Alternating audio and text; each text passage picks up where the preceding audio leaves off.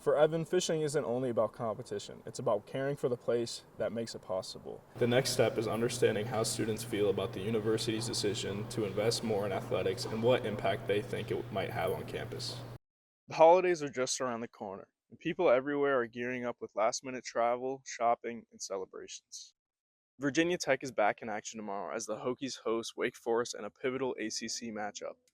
It's all going to come down at noon on ACC Network. Reporting from Blacksburg, I'm Andrew Rivera. The stage is set for Virginia Tech's upcoming matchup against Wake Forest. The Hokies are looking to improve to 2-0 in conference play in what will be the Demon Deacons' first road matchup.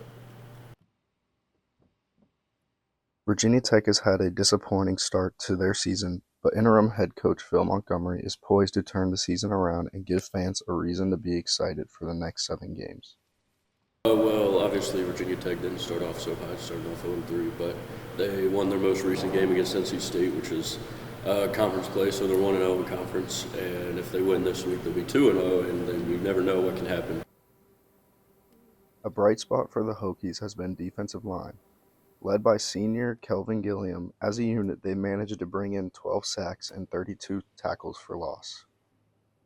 I think our biggest strength is on our defensive line, the depth that we have. It'll be homecoming here at Virginia Tech, with an orange-out stadium and fresh new uniforms. With all the excitement, it'll be important to keep the players focused at the task at hand. Coaches have been aiming to have the players ready and bought into the new methods here while silencing the outside noise. I think it's just important to remind them that it's about what we do, not about what they do. So, Both Virginia Tech and Wake Forest know what's at stake. Not just another ACC win, but momentum for the rest of the season. Reporting from Blacksburg, I'm Andrew Rivera. Virginia Tech recently expanded its athletic budget, adding resources and opportunities for student athletes. I spoke with players and staff about how this could impact recruiting, development, and team culture. Here's what one player had to say. I think it's an awesome thing. That was my first reaction. I think bringing more money to all programs around Virginia Tech is an amazing thing, can offer so many more opportunities for each student athlete.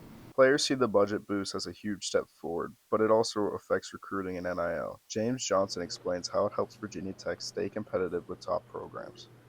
And then when you look at the NIL situation and those type of deals, any money that can go into the budget to help with facilitating the NIL and rev share to help those young men.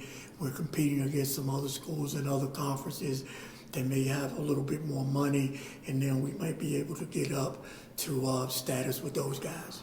Attention turns to the broader campus community.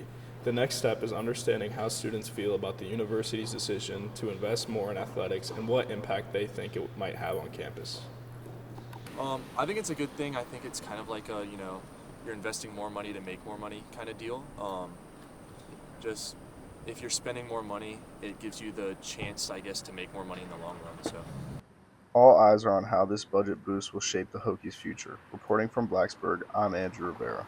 Rainbow trout, not a native species, but it's a game fish stocked by the Virginia Wildlife.